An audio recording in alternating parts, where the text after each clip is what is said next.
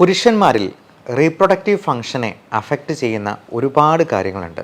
ഏറ്റവും പ്രധാനമായിട്ട് പറയാവുന്നത് സ്മോക്കിംഗ്, ആൽക്കഹോൾ പോലുള്ള അഡിക്ഷൻ ഉണ്ടാക്കുന്ന പല ദുസ്വഭാവങ്ങളും തന്നെയാണ്. ഇതേപോലെ തന്നെ എക്സസൈസിൻ്റെ കുറവ് കൊണ്ടോ മസിൽസിൻ്റെയും നെർവ്സിൻ്റെയും ഫങ്ഷനിൽ വരുന്ന ചെറിയ അപാകതകൾ മൂലം, അല്ലെങ്കിൽ ലൈഫ് സ്റ്റൈൽ ഡിസീസസോ ജീവിതശൈലി രോഗങ്ങളായിട്ടുള്ള പ്രമേഹം, ഹൈപ്പർ ടെൻഷൻ, കൊളസ്ട്രോൾ തുടങ്ങിയവ കൊണ്ടുണ്ടാകുന്ന മറ്റു തരത്തിലുള്ള ബ്ലോക്കുകളോ, ഇനി ഇതൊന്നുമല്ല മാനസികമായിട്ടുള്ള, ന്യൂറോളജിക്കലായിട്ടുള്ള, സൈക്കോളജിക്കലായിട്ടുള്ള പല പ്രശ്നങ്ങളുമൊക്കെ ഈ ഉദ്ധാരണക്കുറവും ശീഘ്രസ്ഖലനവുമൊക്കെ ഉണ്ടാകാം.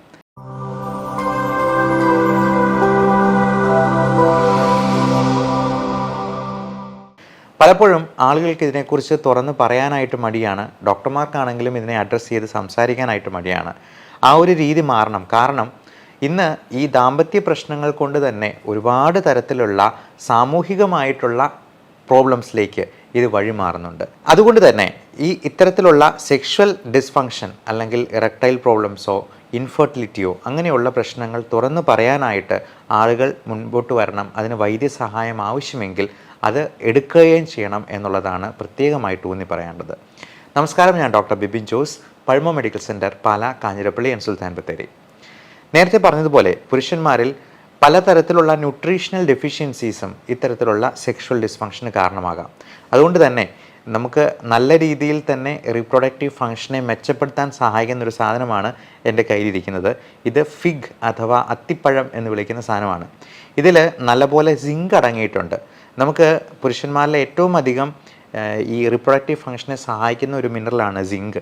അതേപോലെ മഗ്നീഷ്യം, കാൽഷ്യം തുടങ്ങിയവയും വളരെ അധികം ആൻറ്റി ഓക്സിഡൻറ്റ് പ്രോപ്പർട്ടീസ് ഉള്ള ഫൈബേഴ്സ് ഇതിനകത്ത് അടങ്ങിയിട്ടുള്ളത് കൊണ്ട് ഈ അത്തിപ്പഴം നല്ലൊരു സാധനമാണ്. ഇതേപോലെ തന്നെ പോംഗ്രനേറ്റ് അല്ലെങ്കിൽ മാതളനാരങ്ങ അതുപോലുള്ള സംഗതികളും പലതരത്തിലുള്ള ബ്രൈറ്റ് റെഡ് കളറിലുള്ള ഫ്രൂട്ട്സും, അത് ക്യാരറ്റ്, ആപ്പിള്, മുന്തിരി, അത് നല്ല രീതിയിലുള്ള പല നിറത്തിലുള്ള പല ഫ്രൂട്ട്സും നമ്മൾ കഴിക്കുന്നത് വഴി നമുക്ക് ഈ റിപ്രൊഡക്റ്റീവ് ഫങ്ഷനെ തന്നെ മെച്ചപ്പെടുത്താൻ ഇതിൻ്റെ ആൻറ്റി ഓക്സിഡൻറ്റ് പ്രോപ്പർട്ടീസ് കൊണ്ട് തന്നെ സാധിക്കുന്നതാണ്. അതോടൊപ്പം ധാരാളമായിട്ട് വെള്ളം കുടിക്കുക. നമ്മൾ ഈ ഫാറ്റ് കണ്ടൻ്റുള്ള ഓയിലി ആയിട്ടുള്ള ഫുഡ് പരമാവധി കുറയ്ക്കുക. അമിതവണ്ണം ഉള്ളവർക്ക് പെനിസിൻ്റെ സൈസ് തന്നെ അല്പം കുറഞ്ഞു പോകും എന്നുള്ളത് പലർക്കും അറിയാത്ത കാര്യമാണ്. അതുപോലെ ലൈഫ് സ്റ്റൈൽ ഡിസീസസ് ആയിട്ടുള്ള പ്രമേഹം പലപ്പോഴും നമ്മുടെ ചെറിയ രക്തക്കുഴലുകളെ ദ്രവിപ്പിക്കുകയും അങ്ങോട്ടുള്ള രക്തയോട്ടം കുറയ്ക്കുകയും ചെയ്യുന്നുണ്ട്. ഇതേ കാര്യം തന്നെയാണ് സ്മോക്കിങ്ങും. നമ്മൾ സിഗരറ്റ് ഒന്ന് നീട്ടിപ്പിടിക്കുമ്പോൾ നമ്മൾ ആലോചിക്കണം, നമുക്ക് നമ്മുടെ ലിംഗത്തിന് ചുരുക്കമുണ്ടാകാനും ഉദ്ധാരണം ഇല്ലാണ്ടാകാനും ലിംഗം താന്നു പോകാനും ഈ നീട്ടിപ്പിടിക്കുന്ന സിഗരറ്റ് തന്നെ ഒരു കാരണമാകും എന്നുള്ളത്. അതേപോലെ തന്നെ ആൽക്കഹോൾ എന്ന് പറയുന്നത് നമ്മുടെ മസിൽസിനെയും നെർവ്സിനെയും ഒക്കെ കൂടുതൽ ബലഹീനം ആക്കാനായിട്ട് കാരണമാകും. ഇതിൽ പറയേണ്ട ഒരു കാര്യമാണ് കഞ്ചാവ് ഉപയോഗിക്കുന്നതുകൊണ്ട് വേറെ പ്രശ്നങ്ങളൊന്നുമില്ല, അതിന് പുകയില്ല, അത് ഗോ ഗ്രീൻ എന്നൊക്കെ പലരും അതിനെ അഡ്വർടൈസ് ചെയ്ത് സംസാരിക്കാറുണ്ട്.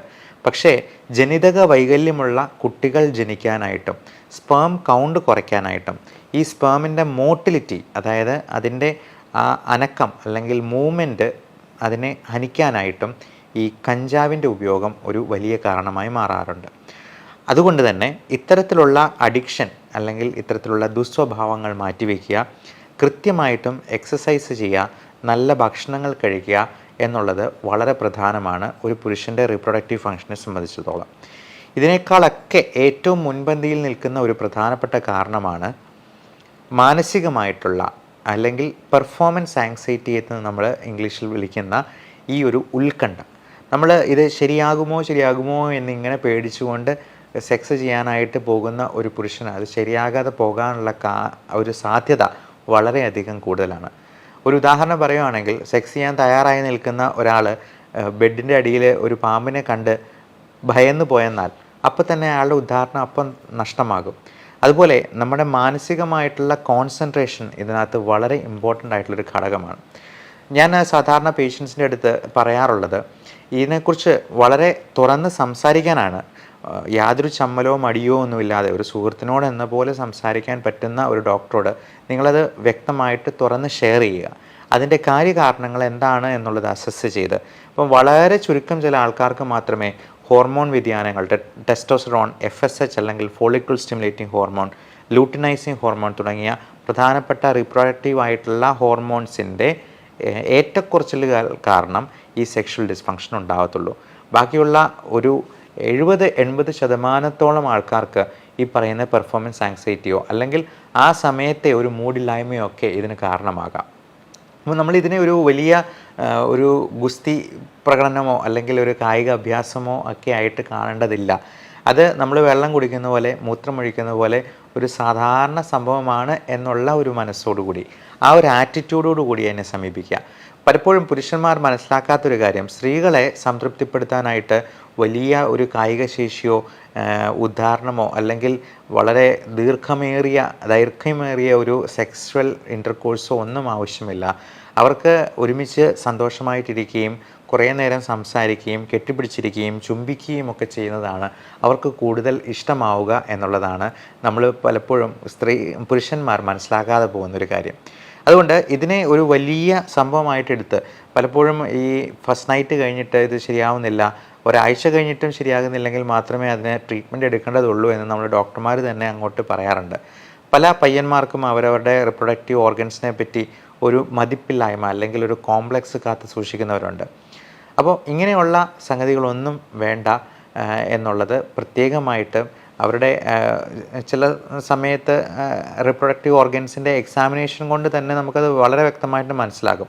എന്നാൽ ഇതിനെക്കുറിച്ച് കൂടുതലായിട്ട് വൈദ്യസഹായം തേടാനോ ഒന്നും പോകാതെ പല പരസ്യങ്ങളിലും കണ്ടിട്ടുള്ള മരുന്നുകളൊക്കെ വാങ്ങിച്ച് കഴിച്ച് അവതാളത്തിലാവുന്ന ഒരുപാട് ആളുകളും ഉണ്ട്. അപ്പോൾ ഇത് ആയുർവേദമോ ഹോമിയോ ഏതായാലും കുഴപ്പമില്ല, ഡിഗ്രിയുള്ള BAMS ഡിഗ്രിയുള്ള ഒരു ആയുർവേദ ഡോക്ടറിൻ്റെ അടുത്തോ അല്ലെങ്കിൽ BHMS ഡിഗ്രിയുള്ള ഒരു ഹോമിയോ ഡോക്ടറിൻ്റെ അടുത്തോ ചികിത്സ തേടുന്നതിൽ കുഴപ്പമില്ല. നമുക്ക് 10ാം ക്ലാസ് പോലും പാസ്സാകാത്ത ഒരാളുടെ അടുത്ത് ഒരു വൈദ്യൻ്റെ അടുത്ത് ചികിത്സ തേടി പോകുന്നതിൽ കാര്യമില്ല. അതിന് MBBS കഴിഞ്ഞ അലോപ്പതി ഡോക്ടർ തന്നെ വേണമെന്ന് ഒരു നിർബന്ധവും പറയുന്നില്ല. പക്ഷേ എടുക്കുന്ന ചികിത്സ ശാസ്ത്രീയമായിരിക്കണം. നമ്മൾ പരസ്യങ്ങൾക്ക് പുറകെ പോകാതിരിക്കുക എന്നുള്ളതാണ് പ്രത്യേകമായിട്ട് പറയാനുള്ളത്. പിന്നെ അലോപ്പതിയിൽ ഇതിന് കൊടുക്കുന്ന ചികിത്സാ രീതികൾ കൂടുതലും ഇതിനുള്ള സപ്ലിമെൻറ്റ്സ് ആണ് കൊടുക്കുക. പ്രത്യേകിച്ചും L-arginine, coenzyme Q തുടങ്ങിയ സപ്ലിമെൻറ്റ്സ് ആണ് നമ്മൾ ഫെർട്ടിലിറ്റി, അതായത് കുട്ടികളുണ്ടാകാനായിട്ട്, സ്പേം പ്രൊഡക്ഷൻ കൂടാനായിട്ട്, മൊട്ടിലിറ്റി, സ്പേംസിൻ്റെ മൊട്ടിലിറ്റി അല്ലെങ്കിൽ അതിൻ്റെ മൂവ്മെൻറ്റ് കറക്റ്റാകാനായിട്ട് നമ്മൾ കൂടുതലായിട്ട് കൊടുക്കുക. ഇതുകൊണ്ട് തന്നെ നമ്മുടെ ലിംഗത്തിലേക്കുള്ള രക്തയോട്ടം കൂടുതൽ മെച്ചപ്പെടുത്താനായിട്ടും അവിടെയുള്ള ബ്ലോക്കുകൾ മാറാനായിട്ടും കൂടി സഹായിക്കും. അതുകൊണ്ട് തന്നെ ഹാർട്ട് അറ്റാക്ക് പോലുള്ള പ്രശ്നങ്ങളോ അല്ലെങ്കിൽ സ്ട്രോക്ക് പോലുള്ള പ്രശ്നങ്ങൾ ഉണ്ടാകാൻ സാധ്യതയുള്ളവർക്കോ ഒക്കെ ഈ L-arginine, കോഎൻസൈമും ഒക്കെ കൂടുതൽ ഗുണകരമായിട്ട് വർത്തിക്കും. അതേപോലെ വൈറ്റമിൻ E, omega-3 തുടങ്ങിയിട്ടുള്ള സപ്ലിമെൻറ്റ്സും ഇതിനോടൊപ്പം എടുക്കുന്നത് വളരെ നന്നായിരിക്കും. നമുക്ക് ആവശ്യമായിട്ടുള്ള മറ്റ് മിനറൽസ്, വൈറ്റമിൻസ്, പ്രത്യേകിച്ചും കാൽഷ്യം, മഗ്നീഷ്യം, സിങ്ക് തുടങ്ങിയ മിനറൽസും vitamin A, C, D3, vitamin B complex തുടങ്ങിയിട്ടുള്ള വൈറ്റമിൻസും ഇതിൻ്റെ കൂടെ സപ്ലിമെൻറ്റ് ചെയ്യേണ്ടത് അത്യാവശ്യമാണ്. നമുക്ക് പ്രത്യേകിച്ചും കൂടെ ലൈഫ് സ്റ്റൈൽ ഡിസീസസ് ആയിട്ടുള്ള ഡയബറ്റീസ്, ഹൈപ്പർ ടെൻഷൻ, കൊളസ്ട്രോൾ ഒക്കെ ഉണ്ട്, ഒരു 50 വയസ്സിന് മുകളിലുള്ള ഒരാളാണ്, പ്രോസ്റ്റേറ്റ് ഗ്രന്ഥിക്ക് വീക്കം ഉണ്ടാകാൻ പുരുഷന്മാരിൽ വളരെയധികം സാധ്യതയുണ്ട്. മിക്കവാറും പുരുഷന്മാർക്ക് ഒരു 60-70 വയസ്സൊക്കെ ആകുമ്പോഴേക്കും പ്രോസ്റ്റേറ്റ് ഗ്രന്ഥി വീക്കം വയ്ക്കും. അതിൽ നിന്നുണ്ടാകുന്ന ഹോർമോൺസിൻ്റെ പ്രവർത്തനം അത്ര ശരിയാകത്തില്ല. അതിനോടൊപ്പം തന്നെ മാനസികമായിട്ടുള്ള പല സ്ട്രെസ്സും കാര്യങ്ങളുമൊക്കെ ഈ ഉദാഹരണക്കുറവിലേക്ക് നയിക്കാനായിട്ടുള്ള സാധ്യതയുണ്ട്. അപ്പോൾ അങ്ങനെ വരുമ്പോൾ നമുക്കിതിനുള്ള സപ്ലിമെൻറ്റ്സും കറക്റ്റായിട്ടുള്ള ട്രീറ്റ്മെൻറ്റും എടുത്തെന്നാൽ തന്നെ ഇതുകൊണ്ട് ഒത്തിരിയധികം നമുക്ക് ഈ റിപ്രൊഡക്റ്റീവ് ഡിസ്ഫങ്ഷനെ ചികിത്സിച്ച് ഭേദമാക്കാൻ തന്നെ കഴിയും. പലപ്പോഴും ഈ പെർഫോമൻസ് ആങ്സൈറ്റി ഒഴിവാക്കാനായിട്ടുള്ള മരുന്നുകൾ ചില ആൾക്കാരിൽ ആവശ്യമായിട്ട് വരും. കാരണം ഭയങ്കര വെപ്രാളവും ആകമൊത്തം ഒരു ടെൻഷൻ പിടിച്ചിട്ടുള്ള ഒരു കാര്യവും ഒക്കെ വരുമ്പോഴേക്കും ഇവരോട് സംസാരിക്കുമ്പോൾ തന്നെ ആ കോൺസെൻട്രേഷൻ ഡീവിയേറ്റ് ചെയ്ത് പോകുന്നത് നമുക്ക് തന്നെ കാണാൻ പറ്റുന്നതാണ്. നമുക്ക് കൺസൾട്ടേഷൻ്റെ സമയത്ത് ഇപ്പോൾ ഓൺലൈൻ കൺസൾട്ടേഷൻ ആണെങ്കിൽ പോലും face to face video consultation ചെയ്യുമ്പോഴേക്കും നമുക്ക് തന്നെ കാണാം അവരുടെ ഒരു കാര്യം പറഞ്ഞുകൊണ്ടിരിക്കുമ്പോൾ അവർക്കത് മുഴുവനായിട്ടും ശ്രദ്ധിച്ച് കേൾക്കാനോ അതിന് മറുപടി പറയാനോ ഉള്ള ഒരു ക്ഷമ പോലും കിട്ടാത്ത ആൾക്കാരുണ്ട്. അപ്പോൾ അങ്ങനെയുള്ള ആൾക്കാരിലൊക്കെ ഈ പറയുന്ന ഇറക്ടൈൽ ഡിസ്ഫങ്ഷൻ, അത് റിപ്രൊഡക്റ്റീവ് ഡിസ്ഫങ്ഷൻ മാത്രമല്ല, മറ്റ് പല പ്രശ്നങ്ങളും, ഉദര സംബന്ധമായിട്ടുള്ള രോഗങ്ങളും, ഇറിറ്റബിൾ ബൗൾ സിൻഡ്രോം പോലുള്ള മെൻ്റൽ സ്ട്രെസ്സിൽ നിന്നുണ്ടാകുന്ന പ്രശ്നങ്ങളുമൊക്കെ പലതരത്തിലാണ് ഈ പറയുന്ന ആങ്സൈറ്റിയും ഡിപ്രഷനും അതുപോലുള്ള മെൻ്റൽ ഇൽനെസ്സും ഒക്കെ നമുക്ക് മാനിഫെസ്റ്റ് ചെയ്തു വരിക. അപ്പം അങ്ങനെ വരുമ്പോൾ അതിന് ന്യൂറോ സൈക്കോളജിക്കലായിട്ടുള്ള ഒരു ട്രീറ്റ്മെൻറ്റും അതിന് വേണ്ട കൗൺസിലിങ്ങും കൂടി ആവശ്യമായിട്ട് വരും. അതിന് യാതൊരു വിമുഖതയും സ്റ്റിഗ്മയും കാണിക്കേണ്ട ആവശ്യമില്ല എന്നുള്ളതും പ്രത്യേകം ഓർമ്മിപ്പിക്കുന്നു. പിന്നെ പരസ്യങ്ങളിലൊക്കെ കാണുന്ന നമ്മൾ വളരെ എല്ലാവർക്കും കുട്ടികൾക്ക് പോലും അറിയാവുന്ന ഒന്നാണ് വയാഗ്ര.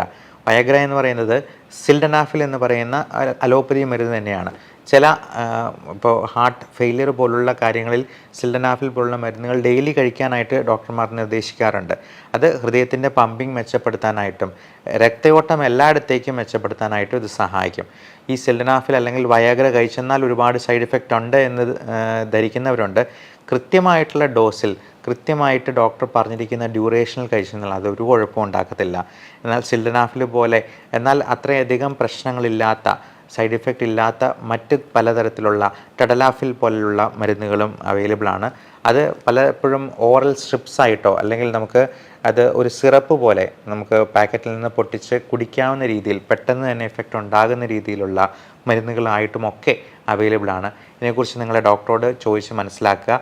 ഇത് തുറന്ന് സംസാരിക്കാനായിട്ടും ഇതിന് ചികിത്സ തേടാനായിട്ടും യാതൊരു വൈമുഖ്യവും കാണിച്ചുകൊണ്ടിരിക്കാതിരിക്കുക. എല്ലാവർക്കും നല്ല ആരോഗ്യം ആശംസിക്കുന്നു. Love and regards doctor Bipin Jose, Pulmo medical centre, Pala, Kanjirappally and Sultan Bathery.